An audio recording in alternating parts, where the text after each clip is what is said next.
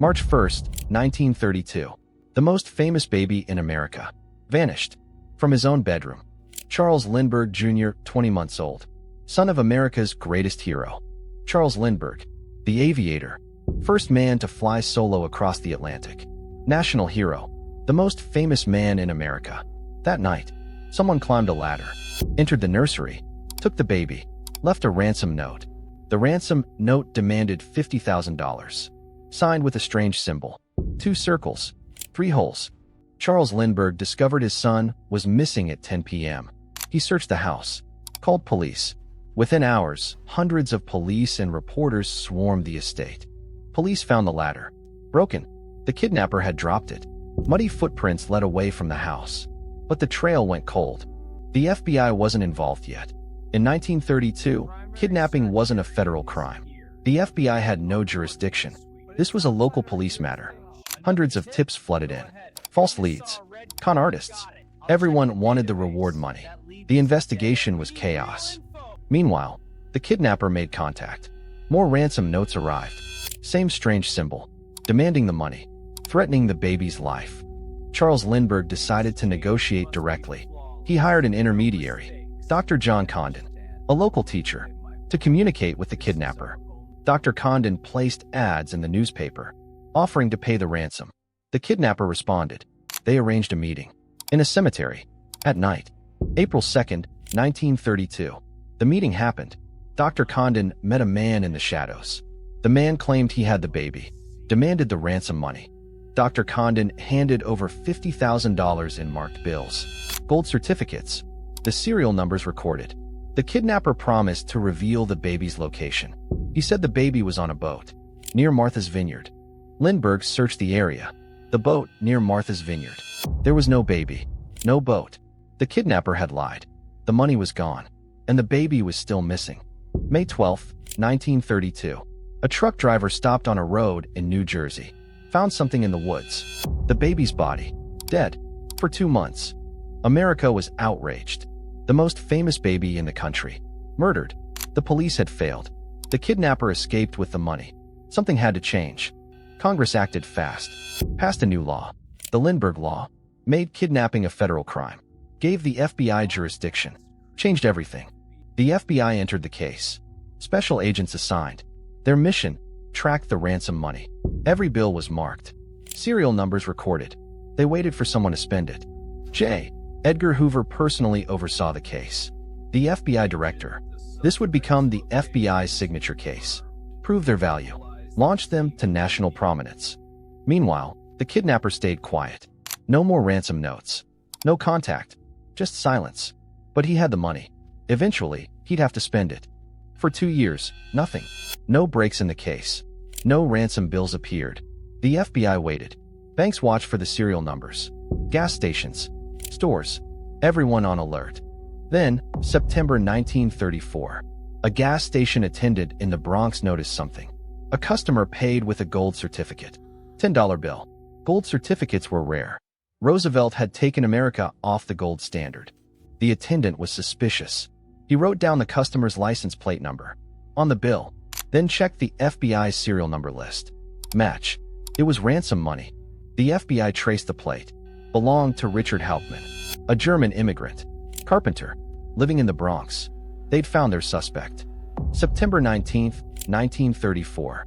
FBI agents surrounded Hauptmann's house. Early morning. They waited for him to leave. Then moved in. Arrested him on the street. Hauptmann claimed innocence. Said a friend gave him the money. The friend was dead. Couldn't confirm the story. The FBI searched his house. What they found was damning. Hidden in Hauptmann's garage. More ransom money. $14,000. Hidden in the walls. The serial numbers matched. He had the Lindbergh ransom. They found more evidence. Wood in his attic. Matched the wood from the kidnap ladder. The handwriting on the ransom notes. Matched Hauptmann's. Phone number written in his closet. Matched Dr. Condon's number. They found Condon's address. Written in Hauptmann's notebook. They found the symbols. The 2 circles. 3 holes. Hauptmann's handwriting. All of it. He was the kidnapper. The FBI had solved the case. Found the kidnapper. Recovered evidence. Built a prosecution. This was the FBI's first major case. Proved the Bureau's value to America. January 1935. The trial began. New Jersey, Flemington Courthouse. Media circus. Hundreds of reporters. The trial of the century. Everyone wanted to watch. The prosecution presented their case. The ransom money, hidden in Hauptmann's garage. $14,000. Serial numbers matched. No explanation. The evidence was physical, undeniable. The wood evidence. Forensic expert testified. The ladder wood came from Hauptmann's attic. Missing floorboard. Matched exactly. Tool marks identical. Handwriting experts testified. Analyzed the ransom notes. Compared to Hauptmann's writing. 15 points of similarity. Unique characteristics. Hauptmann wrote the ransom notes. Dr. Condon testified. He identified Hauptmann. That's the man. From the cemetery. The man I gave the money to. Hauptmann denied it. Said he wasn't there. The defense was weak. Hauptmann testified. Claimed a friend gave him the money. Isidore Fish. Dead. Couldn't verify. Said Fish owed him money. The jury didn't believe it. The prosecution destroyed his story. If Fish gave you the money, why hide it? Why spend it slowly? Why lie about the gold certificates? Hauptmann had no good answers. The trial lasted 6 weeks. Evidence piled up. Wood, money, handwriting, eyewitness, timeline, all pointed to Hauptmann. The case was overwhelming. February 13th, 1935. The jury deliberated. 11 hours. They returned. The verdict: guilty. First-degree murder. Hauptmann showed no emotion. The judge sentenced Hauptmann. Death. Electric chair. Hauptmann maintained innocence. Filed appeals. All denied. The conviction stood. April 3rd, 1936. New Jersey State Prison. Hauptmann was executed. Electric chair. He maintained innocence to the end. Said, "I am innocent." His last words. The case was closed. The kidnapper caught. Convicted. Executed. The FBI had solved their first major case. Proved federal law enforcement worked. J. Edgar Hoover declared victory. But questions remained. Was Hauptmann the only one? Some believed he had accomplices. Others thought he was innocent. Framed. The debate continues. Even today, some evidence was questionable. The handwriting analysis. Not foolproof. The wood evidence. Controversial. The eyewitness identification. Dr. Condon. He was elderly. Memory uncertain. The Lindbergh family believed Hauptmann was guilty. Charles Lindbergh attended the trial. Heard the evidence. Convinced of guilt. But some doubt lingered.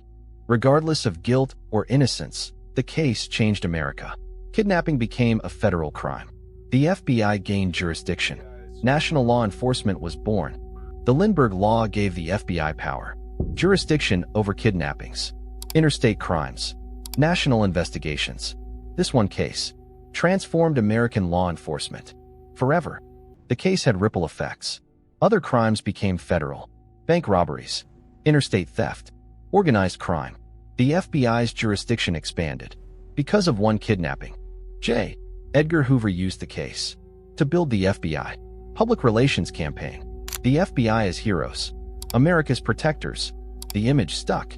For decades, the Lindbergh family never recovered. The tragedy haunted them. Charles Lindbergh became private, avoided publicity, moved to Europe, tried to escape the memory. And Maura Lindbergh, the mother, wrote about the tragedy, her grief, the loss. Her book became a bestseller, but the pain never left. The case inspired changes. Better police training, forensic science advancement, crime scene procedures. The Lindbergh case became a teaching case. Law enforcement schools studied it. Media coverage changed. The Lindbergh trial was a circus. Cameras, reporters, chaos. After Lindbergh, courts restricted media access, created decorum rules. The case fascinated America. Books, movies, TV shows, documentaries. The Lindbergh kidnapping remained in popular culture, a symbol of tragedy, injustice. Some conspiracy theories emerged. Was Hauptmann really guilty? Was there an accomplice? Did the FBI pressure witnesses? The debates continue. Nearly 90 years later, the Lindbergh house still stands in New Jersey, now a private residence, a reminder of America's most famous kidnapping, where it all began. The FBI remembers the case. In their training academy, Quantico, Virginia, the Lindbergh case is taught to every new agent, a lesson in persistence and federal jurisdiction. Charles Lindbergh died in 1974. and Maura Lindbergh in 2001. Both carried the grief their entire lives. The loss of their child, never forgotten, never healed. Bruno Hauptmann never confessed, maintained innocence to his death. Whether he was guilty or wrongly convicted remains one of American history's great debates. The Lindbergh Law still exists. Today, kidnapping is still a federal crime. The FBI still investigates. The case that created federal law enforcement still shapes America. The case changed how America fights crime. Federal jurisdiction, national investigations, interstate cooperation, all because one baby was taken from his nursery. Today, federal agents investigate kidnappings nationwide. Amber Alerts, missing children, all trace back to the Lindbergh case. One tragedy changed everything. March 1st, 1932, the night Charles Lindbergh Jr. was taken, changed American law enforcement forever.